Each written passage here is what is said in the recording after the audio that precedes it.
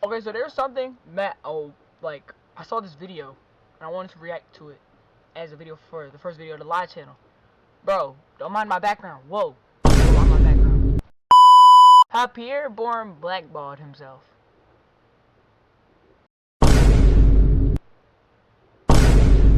Risha, what are you talking about? We're gonna see this, but I don't. You know what I'm saying?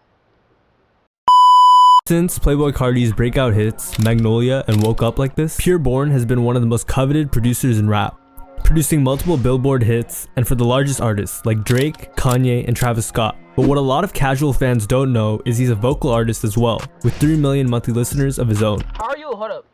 How are you a casual fan of him, but you don't know that he makes, like, music with his voice in it? Like, I feel like that's such a dumb thing. Like, what's it called? Yo, bro, the thing with, like, that's like with DJ Khaled. Like, he don't make music with his voice. Like, obviously he'll do the, we the best music. But, like, he don't actually make music. Like, that's all he do, bro. Like, genuinely, he just make a beat, and then he just throws his producer tag. We the best music. Like, you know what I'm saying? But how did you not know? Like, I feel like that's such a dumb thing. However, he still hasn't managed to blow up and hit the mainstream. Well, what if I told you it's partly because of how many people he's had beef with the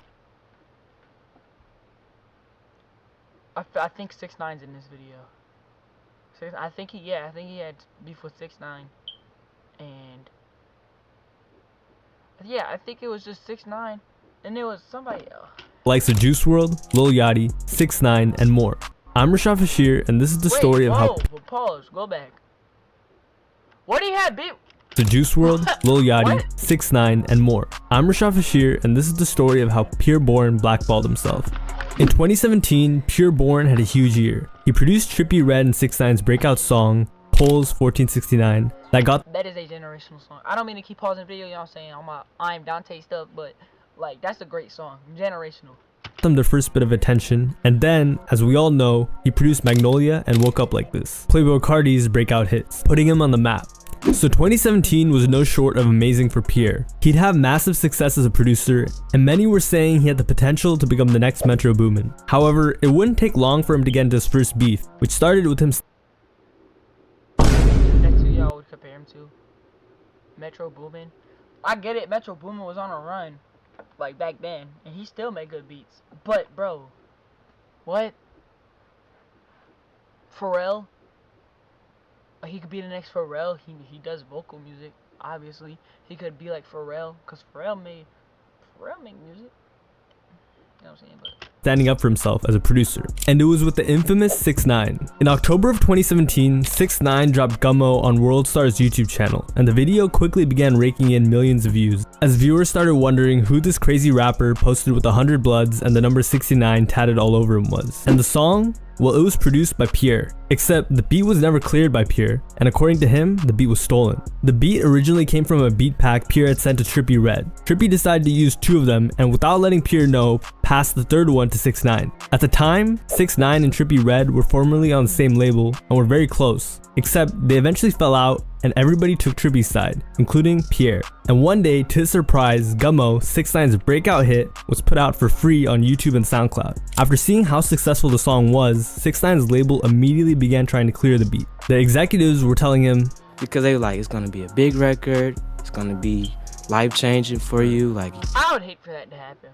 Like, bro, we only a minute and 55 seconds in, but yo, really imagine you give your beat to somebody, like say use this with Cash. Say you give 10 bands to like your homeboy, and then he go blow it all. But like say you give it to him to get back on his feet, and he blow it all on, like, you know what I'm saying, girls and stuff, or like, you know what I'm saying, just like elementary things. Yo, I feel like I'd have to scrap, bro. There's more situations out of this. Pierre said he didn't care how much they were going to pay him, he was not clearing the song for release, and explained he wanted no part in it. I never wanted to have anything to do with that song just because of how they went about releasing it. It was very disrespectful. Very like. Why do we browse like this? I don't know why Hunting, do we browse like clicking. you. Basically. Explaining he didn't have any part in the recording process. I wasn't involved in none of that. I don't even know where they recorded it. Right. I don't like stuff like that. The label was shocked, but a miscommunication due to him being out of the country led to the song being okayed by accident. So many no's to where it was a miscommunication that a no turned into a yes. He was in Australia. I was in Australia, bro. I never said yes. But somehow they miscommunicated or faked that they thought he said okay and put it out on all platforms without Pierre's permission. So one day, randomly, he saw it released on his phone. But this was on my phone. I see Gummo Apple Music. I was like, Pierre was furious. He had actually recorded his own vocals over the beat, and before 6ix9ine dropped the song, Pierre was planning on dropping his I don't mean to keep pausing it, bruh, but I think I've heard that. I think I've heard this version. own version of the song himself. However, when 6ix9ine dropped Gummo, it ruined everything for him. Pierre would come out against the song, calling 6ix9ine an op, and said him and Trippy would no longer be working due to the song being out. Whoa! F that, Gummo stuff, all y'all doing weird. Some ops, I swear. Y'all need it out. No more Trippy and Pierre, y'all ruined it. What the hell did Trippy do? Yo, what did Trippy do? Which he posted he gave away the beat, I forgot. to both his Twitter and Instagram. Eventually, all this beef led to legal action, where in 2018, Pierre filed a lawsuit and was given 75% of the song after it was settled outside of court, plus a fat check. So in January of 2018, Pierre tweeted, "I got 75% of Gummo." 6ix9ine clapped back, threatening Pierre, but that was that. In the end, Pierre took a huge financial W, but it wasn't great for his career as a solo artist. And this was the first sign of Pierre's ego, except back then you could argue he was just standing up for himself and not see it as being stubborn and unrealistic. The next beef Pierre would get into was with Tory Lanez, and it was What?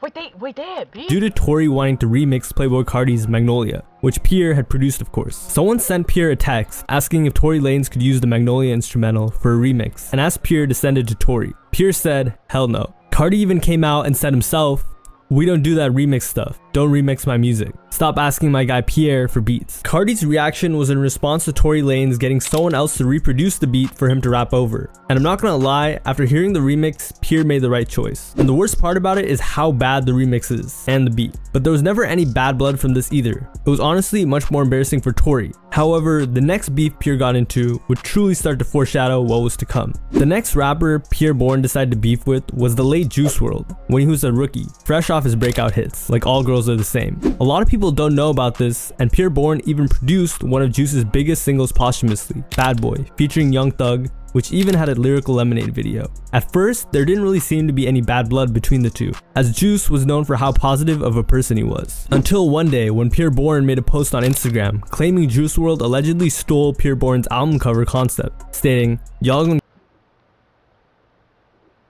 I love Pierre. Gang, I promise you, this ain't that serious. This really ain't that serious. I'm looking at it right now. Cause I know what it's about. It's about the but it's the love Race for Dead. Whatever that album's called. It's that album cover, but that's a hard album cover. But like, I'm buns at 8 Ball, no bad. My bad. But I feel like this isn't that serious. But I don't think Pierre got an ego. I feel like that he's just overreacting about this.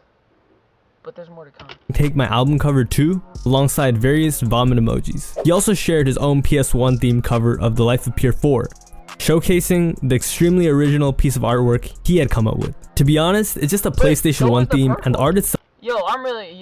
My bad.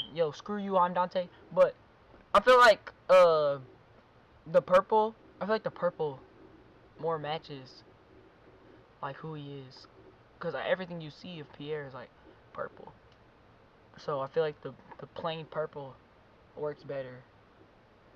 I'm chatting. My bad. Is completely different. Juice WRLD's Death Race for Love just had cars in it as well, and actually had more creativity. Ironically, Pierre wouldn't even be allowed to drop the PlayStation cover due to copyright, so fans were confused. and quickly found out Pierre had ulterior motives. It turned out Pierre was jealous of Juice WRLD. Pierre, Bourne, and Juice were both signed to the same label, Interscope, and at the time, Pierre was calling out a certain executive for pushing his album back, Aaron Sherrod, aka Digital Dash, who was working very closely with Juice WRLD. Furthermore, Juice WRLD previewed a song with the same beat Pierre had previewed months before. Back then, Pierre was really mad at Interscope, who had shelved him, meaning they weren't allowing him to drop music since the label thought he wouldn't sell well. And giving a young up-and-comer kid to Pierre, Juice WRLD, free reigns to drop whenever really pissed Pierre off. When Pierre Bourne was finally able to drop The Life of Pierre 4 in 2020, it sold 8,000 units. Juice WRLD sold 165,000. Why wouldn't... Yo, like...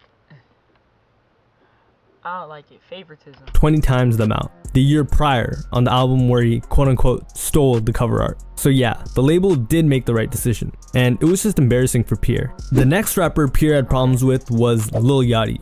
At one point, these two were really close, and if you look them up on YouTube, they have tons of songs together. However, around 2021, things got tense between the two. It began when the rollout for Pierre's The Life of Pierre 4 began and Lil Yachty's Lil Boat 3 dropped. In an interview, Yachty was asked if there was going to be any more music between Yachty and Pierre. Yeah, Bourne is weird, bro. I don't want to talk about Pierre. For real. Yeah, man. Me and Pierre used to be real tight. Apparently you can go from 0 to a complete site in just a single prompt with Wix Harmony. I don't know if this is going to be possible. Where vibe coding meets drag and drop freedom. I don't know what's up with him. I don't know, bro. I don't even want to talk about this, bro. I don't really know what state of our relationship is. So Yachty tried to stay respectful, but he still called Pierre out. This was really weird, and to fans, all of a sudden, the relationship had done a 180. At one point, they even had a collab tape in the works, in the beginning of 2020. Ready for some Bo and Pierre? Yeah! Hold on. A whole tape? Yeah! I said a whole tape.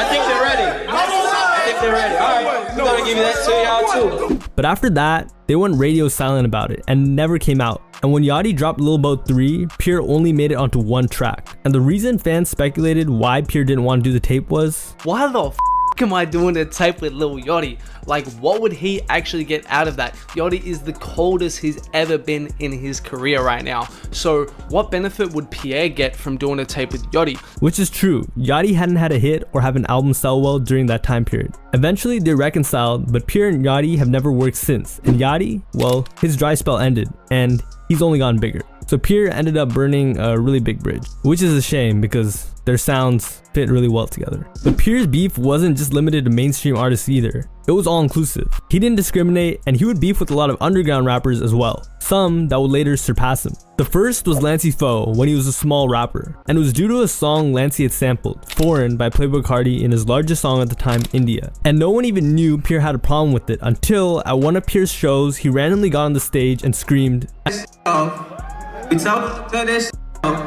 ain't cut it off. Y'all playing that's stealing my beats. Stop doing that. Not on that. I don't give a fuck who it was. Not on that. They stealing T-Lock 5 songs, dropping shit, playing the shit before I come on stage. Crazy. At the time, Lancey was a small niche artist who probably wanted to work with Pierre. Honestly, it was completely unnecessary. As a producer, if anyone, Pierre should understand how sampling works, and since the beat was put on all streaming platforms, it meant it was cleared. So the issue was just Pierre's ego. Most people didn't even know Lancey sampled the song, and the song was so much smaller compared to Carti's song. So once again, Pierre's ego got the best of him. Lancey and Carti I hear something about this ego again, the video getting cut.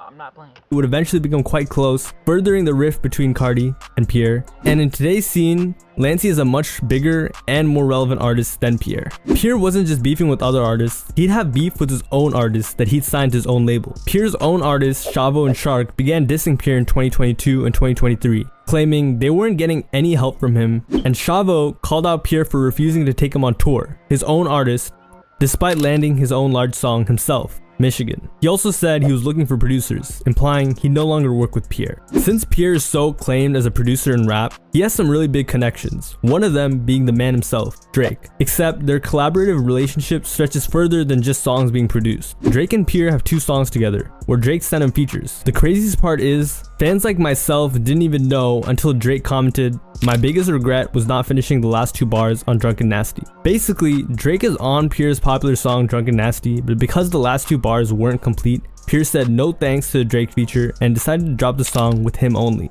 In a crazy turn of events, the song went viral on TikTok and became his most popular song ever. Some fans even asked Pierre to put Drake on the remix, as Drake has skyrocketed a number of artists' careers over the years, saying it could have been Pierre's breakout moment. Furthermore, Drake has a verse on Pierre's other huge song, Poof, which is actually really good. Go check it out. So instead of trying to put them out, he just moved on. We had him on Poof. We had that man on Drunken Nasty. You'll never hear it. But shout out to OVO, man. Drake just dropped. And he was laughing like he didn't fumble 2 huge hits. And by this point, fans began to realize Pierre was just wired different, because he had so many genuine connections that he just let evaporate. The next person Pierre would have beef with was Trippie Redd, and this one was kind of sad because Pierre and Trippie go way back. In fact, Trippie was the one who originally gave Pierre his first entry into the music industry as a producer, back when Pierre was broke, engineering sessions in Atlanta. Pierre Bourne is one of my favorite producers. When I had started music and I had moved out here to Atlanta, and my engineer was Pierre. However, in 2021, Pierre decided to charge Trippie Redd $80,000 for a beat that wasn't even Trippie Redd's song. It was a song he was featured on. Trippie thought they were friends and was hurt, and made a response saying Pierre forgot where he came from. As always, forget where they came from. I remember when just engineering in the studio, living out the studio. And that ultimately, Trippie was the one who gave Pierre a shot to be in the industry. Hoping gave him a shot. It's crazy because I so happened to be the that gave the shot. Forget where they come from. Want to charge their homies. Why do the biggest names in dropshipping keep talking about the same platform? How to integrate a tool. $80,000 for beats now. Like, y'all is corny. At first, Pierre said cap, claiming Trippie was lying, and it was actually a good week for Pierre. His album sales went up by 800%. Trippie, still mad, took to Instagram. I made somebody's sales go up 800% just from speaking, without even saying their name. You know, that's a blessing to even know I got power like that. I'm proud of him. Pause. Trippie, this is no diss. I low-key didn't even hear nothing from you in 2020. I'm not gonna let no about. I heard nothing from you in 2020. Like, and what I mean by that, like, I heard Pierre in 2020. Obviously, Drunk and Nasty. Wanna get drunk and nasty? I ain't hear no damn Trippie. Trippie, you was low-key irrelevant in 2022. Yo, what's it called? Last year, he had like obviously wishes from like 2018, 2019. I heard that again in 2025, and it sounded the same, but like it blew up again, kind of. That's it. I don't hear nothing from Trippie. I still be listening to Pierre. I don't listen to Trippie no more. No doubt. But no diss, because Trippie got good music. He in my playlist, but... Pierre Bourne took to Instagram to respond and tweeted, "Ain't nobody make my sales go up, 799%, but God." When Pierre posted his response, Amen. Trippie left a genuinely sad comment saying, "Wish it was #1. Honestly, you know what's up. I remember us in the studio coming up with the whole video game sound you got from my childhood playlist. You can look it up. It's on the 1400/800 YouTube," he said. "Bro, this is nothing new. I've always helped you. Remember that you just let me down as a brother." Pierre even decided to take the beef further and diss Trippie in his song Practice, where he says, "Lying about 80 racks, you going broke." They eventually made up and came back on good terms, but the relationship was severely damaged, and they haven't worked since. The second to last rapper Pierre Bourne had beef with was... I don't care. No cap. Hey, look. That's it for today. This is the first ever reaction video I'm posting on the live channel. So, yeah. Y'all have a great day. I'm gonna edit this with this bad boy right here like I do every other video. Oh. But, y'all have a great day. Cap.